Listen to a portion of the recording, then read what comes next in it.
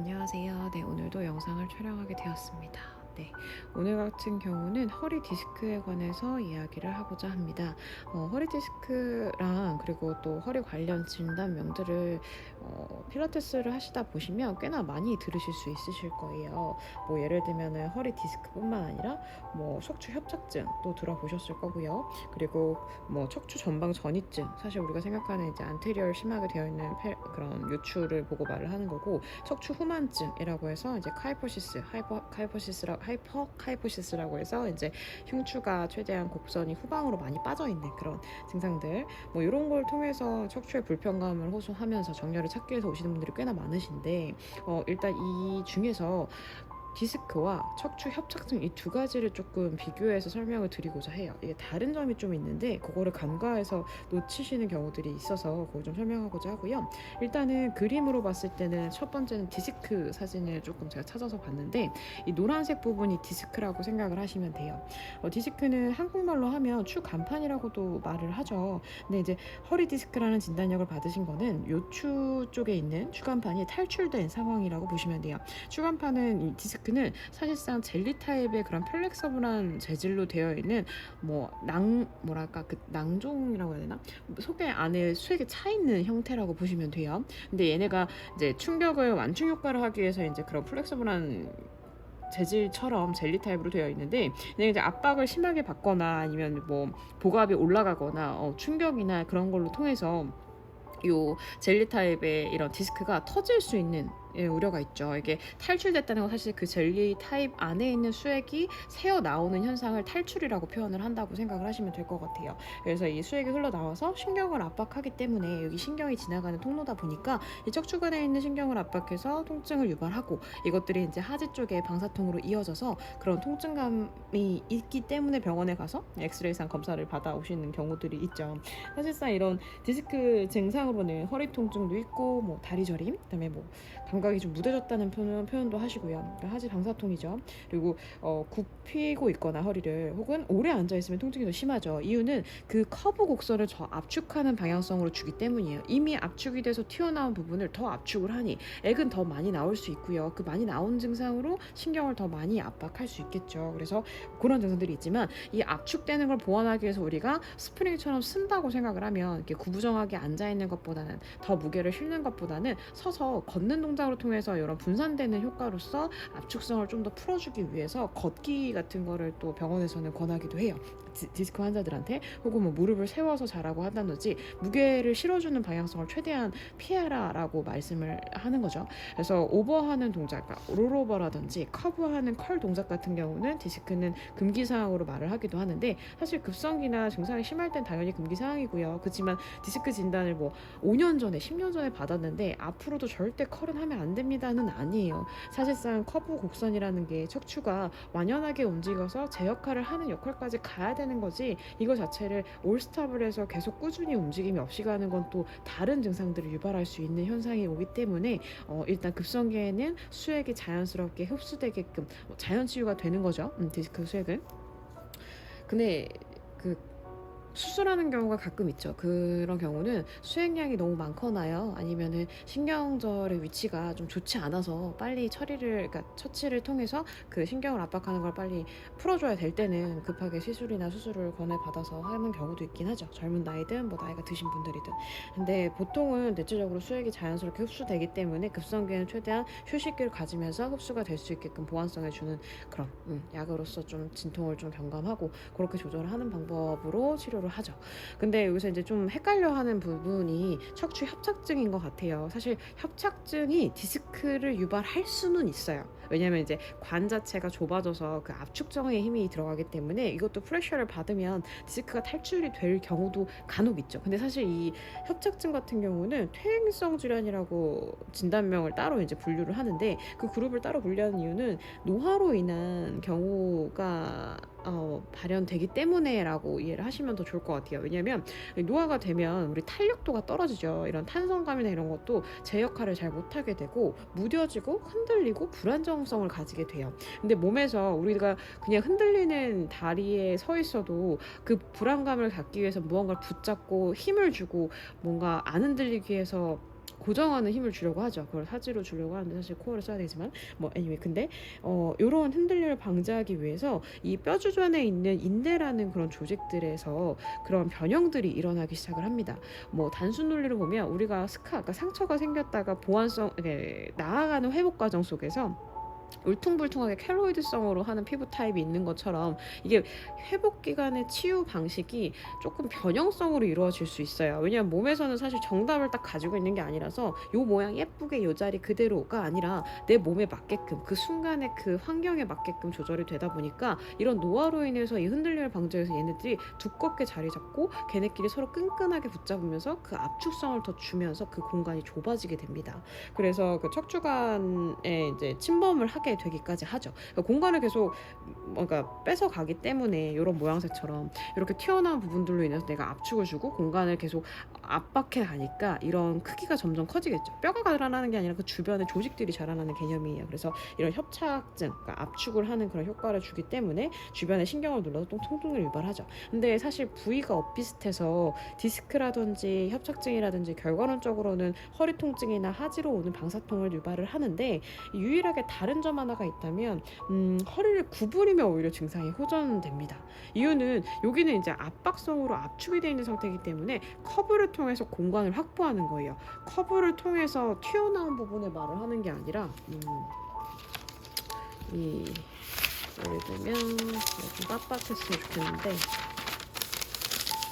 이게 척추라고 치면 디스크 같은 경우는 이런 커브를 통해서 튀어나온 상황이야. 이걸 더 압축하면 이게 더 많이 튀어나올 텐데 예를 들면 그 협착증 같은 경우는 이렇게 압축을 하고 있는 상황이라고 보시면 돼요. 이 우겨진 상황에서는 커브를 주면 공간이 조금 더 나오기 때문에 이 좁은 공간에서 조금은 밖으로 튀어나와 커브를 형성해서 이 압을 조금 더 풀어줄 수 있는 효과가 있으니까 협착증 같은 경우는 구부리면 증상이 호전이 됩니다. 이게 차이점이에요.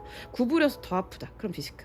구부려서 호전이 좀 된다. 그럼 협착증. 근데 사실 협착증은 뭐 나이를 딱 정할 순 없지만 퇴행성 질환이다 보니까 뭐 우리가 노화가 더 빨리 오시는 분도 계시잖아요, 사실상. 꼭 노인만 걸린다고 생각을 할 수는 없어요. 그렇지만 뭐 이게 퇴행성에 바라보는 현상으로 가는 거라 좋은 피드백, 좋은 그런 뭐라 그래 좋다고 할 수는 없죠. 진단력이 있는 거니까. 근데 어찌됐건 좋은 상황이라고 볼 수는 없어요. 왜냐하면 노화되고 있다는 상황이라고 이해를 하셔야 되거든요. 그래서 일단 협착증은 그렇게 진단을 뭐 그런 증상을 통해서 다름을 좀 이해를 하시면 더 좋을 것 같긴 한데 거의 못 걸어요. 사실 걷는 게 안 되죠. 왜냐하면 압축이 이미 돼 있기 때문에 충격 분산이 안 됩니다. 디스크 같은 경우는 일단 거기가 튀어나온 부분이 문제인 거지 사실상 다른 척추들의 문제라기보다는 근데 이거 자체는 아예 통으로 지금 문제가 가지고 있는 거기 때문에 걷기 자체 충격 흡수를 그거에 대한 뭐랄까 그 완충 효과를 하지를 못해요. 그래서 걷는 게 매우 힘들고요.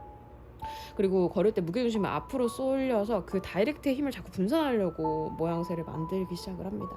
그래서 이게 허리를 굽히는 것이 아니라 몸을 앞으로 이렇게 거북목이 심하게 나가는 것처럼 그렇게 한다고 보시면 될 것 같아요. 그래서 하중된 무게를 피하고자 하는 자세들을 자꾸 선호하고요. 그리고 다리 저림이나 뭐 이런 거는 뭐 디스크랑 비슷하게 나타나는데 일단 이런 허리 관련된 질환들을 받으시면요. 이제 바른 정렬을 찾아가는 게 매우 중요하시겠죠. 사실상 가장 주 원인은 잘못된 정렬로 인한 증상들이라고 보시면 돼요. 왜냐하면 이게 잘 갖춰져 있다면 우리가 원기둥처럼 그 기둥 역할을 잘 하고 있었다면 협착증도 노하긴 하지만 주변 근육으로서 탄탄하게 기립근이라든지 코어 근육으로 받쳐줬다면 이 흔들림이 방지되는 효과가 있기 때문에 그런 인대가 변형되는 증상들이 나타나지 않을 수 있고요. 그리고 각자의 역할에 분절성을 움직임을 줬다면 커브가 완연하게 서로의 각자의 역할을 했다면 이런 변형되는 그런 뭐랄까 증상들이 나오지 않겠죠. 그래서 일단 허리를 보강하는 힘, 그러니까 코어 강하죠. 그리고 척추 조직의 주위에 조직 강화를 하기 위해서 이런 보완성의 힘들이 매우 시급한 상황이다라고 이해를 하셔야 될 것 같아요. 근데 사실 어떠한 진단을 받으셔도 통증이 심할 때는 운동을 권하지 않습니다. 운동은 추후 재활 목적의 운동이에요. 그렇죠? 그래서 일단 초반기에는 병원 치료를 받으면서 뭐 좀 주사를 맞으실 수도 있고요. 아니면은 뭐 도수 치료 사실 거의 안 해요. 거의 뭐 물리치료 정도로 해서 이런 외부의 힘으로 조절을 하고 통증을 경감시키는 정도로 하는 정도고요. 이 통증이 조금 경감돼서 나아지면 점수가 한 3, 4점, 그러니까 10점 만점에 3, 4점 정도 됐을 때 이제 운동을 권해 받으시기 때문에 그때부터는 운동을 정말 꾸준히 정말 내 몸과 내 거의 밥 먹는 것처럼 규칙적으로 해주시는 게 매우 중요한 상황이죠. 근데 이런 신호가 오기 전에 사실 해야 되는 게 맞습니다. 신호 온 다음에 하면 너무 좀 늦은 감이 있고요. 그래서 그런 거를 좀 회원분들한테 왜 이 운동이 필요한 거고 왜 해야 되는지 그리고 뭐 때문에 이런 증상이 일어나는지 좀 이해시키면서 운동을 알려드리면 조금 더 와닿으시면서 운동을 하시겠죠. 그래서 일단은 이 둘레통 힘을 길러야 되다 보니까 제가 두 가지 스파인 커렉터랑 그다음에 체어로 하는 동작 몇 가지를 좀 셀렉해 봤어요. 그래서 그냥 이런 거 하나도 없이 만약에 매트에서 하는 동작이 있다면 제가 생각을 해봤거든요. 정말 무리되지 않는 한도에서 하는 게 뭐가 있을까. 리퀴지 페이스먼트라고 해서 그 플레이스먼트라고 해서 이렇게 암서클링까지는 아니고요. 그냥 얼리베이션 그러니까 올렸다 내렸다 하는 동작만 통해서요. 립이 파핑되는 걸 잡는 힘만 좀 인지하게끔 이때 무릎은 구부려서 산처럼 세워놓은 상태여야지만 허리의 무게 축이 많이 내려가 무게 압박 그러니까 허리가 꺾이는 상황 아니면 허리에 무리가 되는 상황 허리가 당기는 상황이 보완이 되겠죠. 그래서 다리를 펴고 있으면 아무래도 하지 쪽으로 당겨지는 방향성에 힘이 있기 때문에 무릎을 구부려서 최대한 허리에 무리를 두지 않는 한도에서 립이 파핑되는 거 붙잡는 것 자체가 이 원통의 위통을 잡는 힘을 좀 인지를 하는 거니까 그런 식으로 통힘을 인지하는 것도 좋을 것 같고요. 그리고 뭐 가능하면 하지 쪽 뭐 디스크가 L4, 5 밑에 쪽에 있으면 이게 후방으로 빠진 골반으로 인한 영향일 수도 있기 때문에 고관절 부분이 타이트하거나 햄스트링이 타이트하거나 하지가 너무 타이트해질 수도 있어요. 그래서 하지 쪽에 스트레칭도 좀 해주시는 게 좋죠. 그래서 가장 좋은 포지션은 사실 수파인이고요. 무릎을 구부린 상황에서 무릎을 피더라도 뭔가 걸쳐놓거나 걸어놓을 수 있는 상황에서는 수파인 가능하고 그다음에 뭐 그 다음에 가능하다면 뭐 사이드라인 할 것 같아요. 근데 프로는 오히려 좋지 않습니다. 제가 생각하기에는 왜냐하면 전방 커브인 목이랑 허리 쪽에 프론 자세를 했을 때 무게가 좀 실리거든요. 그래서 그 보완성의 힘이 잡히기 전에는 프론 동작보다는 수파인 동작, 천장을 바라보고 하는 동작을 위주로 시키시고요. 그리고 최대한 허리 쪽에 무리가 안 가게끔 아랫배를 작용은 하지만 허리가 꺾이는 상황이 만들어지지 않게끔 보완성에 뭐 패드를 대주시거나 그런 식으로 보완을 계속 모디피케이션을 주셔야 되는 게 맞고요. 그래서 그렇게 해주는 거를 한다고 했을 때 몇 가지 동작을 조금 뽑아보면 스파인 커렉터죠. 아크라고 써놨는데 스파인 커렉터에서는 프로그 동작 여기서 이렇게 기댄 상태 아크도 상관없어요. 스파인 커렉터나 아크도 상관없는데 이렇게 허리 쪽 뒤쪽을 받친 상태에서 아랫배에 계속 프레셔를 주는 프레셔 아니죠. 힘을 계속 가동 주는 인지력을 계속 상승해주는 동작들을 하면 좋을 것 같아요. 근데 사실 프로그 자체가 그 힙 릴리즈가 되는 상황이잖아요. 그러니까 힙 가동을 아우터널로 로테이션을 시키고 또 인터널 로테이션을 시키는 가동 주는 동작이기 때문에 고관절을 활용하면서 이렇게 하지 아랫배 쪽을 타겟하면서 보완성에 힘을 주는 동작으로 좋을 것 같고요. 오블릭 캉캉은 조금 하드한 어드밴스 과정이 인터인가요? 어드밴스일 것 같은데? 인터네요. 인터긴 하지만 이 동작도 좋죠. 이것도 똑같이 이제 허리 뒤쪽 장요근이나 요방형근을 같이 늘려주면서 보완성에 힘을 주는 거기 때문에 이것도 전 좋을 것 같아요. 근데 급성기에 하는 동작들은 아니에요. 그리고 이렇게 지지대 역할을 하고 있는 아크든지 스파인 커렉트든지 이렇게 지지대 부분이 있는 상황에서 하는 동작이라고 이해를 하셔야 돼요. 숄더 브릿지도 마찬가지죠. 그냥 바닥에서 스파인에서 할 수도 있긴 하지만 조금 허리를 꺾거나 커브를 더 역하게 줘서 프레셔를 더 줄 수 있기 때문에 이렇게 지지대 역할을 하는 근데 이것조차 딱딱해서 불편하다는 분들한테는 보수도 나쁘지 않아요. 보수도 약간 쿠션감이 있기 때문에 그걸 좀 활용해서 하시면 좋을 것 같고요. 그 다음에 요거는 아크는 안 되고 스파인 커렉터에서 싱글레그 익스텐션이란 동작도 좋을 것 같아요. 일단 아랫배 지지 부분의 역할이 있고 근데 여기서 저라면은 요 라인보다 조금 더 뒤쪽으로 와서 아랫배를 좀 받쳐놓은 상태에서 진행을 할 것 같아요. 지금은 살짝 골반 라인 그 ASIS 부분에서 이제 지지를 해서 하고 있는데 조금 더 아랫배를 받쳐서 왜냐면 허리 쪽에 지금 통증이 있기 때문에 역으로 아래로 그 사선으로 떨어지는 곡선이 오히려 그 힘을 더 더 실어줄 수 있거든요. 그래서 조금 위치를 좀 당겨서 다리 쪽으로 좀 더 이렇게 밀어내서 위치를 이동시켜서 좀 할 것 같습니다. 그래서 그렇게 해서 좀 익스텐션을 통해서 백 쪽의 힘을, 힙라인의 힘을 좀 타겟하면서 아랫배 이 두 가지의 힘을 좀 주는 동작으로 포커스를 해서 싱글 레그 익스텐션 할 것 같고요. 그다음에 비츠도 마찬가지죠. 이너 사이 쪽에 그 안쪽 내전근을 조금 더 인지하면서 하는 동작으로서 비츠도 나쁘지 않을 것 같아요. 어디 있지? 여기 이 비츠 동작, 비츠도 나쁘지 않을 것 같아요. 이너 사이도 같이 주면서 하는 거니까. 그래서 저는 일단은 하지 쪽에 통증이 있는 만큼 하지의 정렬이라든지 하지의 인지력 그리고 하지의 근력도 향상을 시켜야지만 사실 보완성이 된다고 저는 이해를 하고 있고요. 그게 좀 도움이 될 거라고 저는 생각을 합니다. 도움이 되는 것도 실질적으로 제가 경험을 했고요.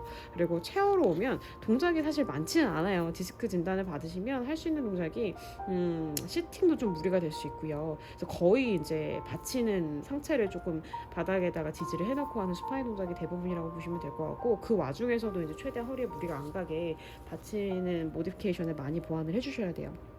무리되지 않게 운동을 하는 게 가장 중요한 부분이고 회원의 안전이 제일 중요하기 때문에. 그래서 체어에서는 우리 프로그 라인 플랫 동작이 그럴 것 같아요. 아까 프로그를 또 말을 했는데, 저는 사실 이 고관절의 가동이라든지 이런 게 힙을 오프너를 해줄수록 사실상 그 허리를 당겨지는 힘을 좀 보완해 줄 수 있거든요. 근데 이걸 억지로 그냥 다이렉트로 당기는 것보다 조금 더 커브 틀어서 당기는 게 보완성이 조금 더 나을 수 있어요. 왜냐면 우리 몸은 원통이기 때문에 다이렉트로 당기면 이게 고무줄 효과처럼 오히려 탕 하고 뭐랄까 반동으로 더 들어갈 수가 있어서 커브로 약간 조금씩 풀어주고 마사지 하듯이 가지고 가는 게 더 뭔가 효과적이고 무리가 되지 않거든요. 그래서 이렇게 프로그 라인 플랫 정도도 나쁘지 않았던 것 같고요, 했을 때.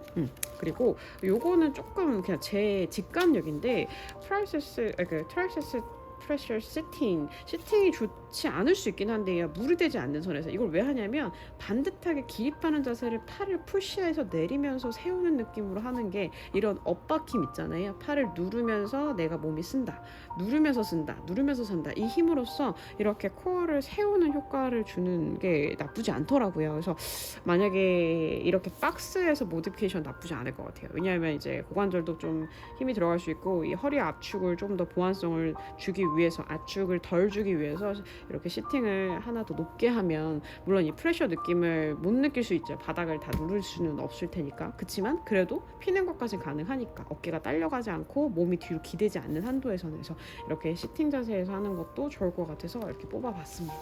그래서 일단은 그런 동작들이 도움이 되지 않을까 싶어요. 그리고 사이드라인 동작도 보완성으로 좋죠. 왜냐면 앞뒤의 흔들림이 그 회전력을 보완하는, 우리가 시계 방향이나 시계 반대 방향으로 골반이 돌지 않으려면 앞에 부분과 뒷부분의 힘이 중요합니다. 사실상 원통의 힘이라는 거는 앞면, 뒷면, 그다음에 옆면 이런 걸 다 동그랗게 같이 주어지는 힘을 기르는 거기 때문에, 그렇게 생각을 해서 이해를 하시면 좀 보완이 될 것 같습니다.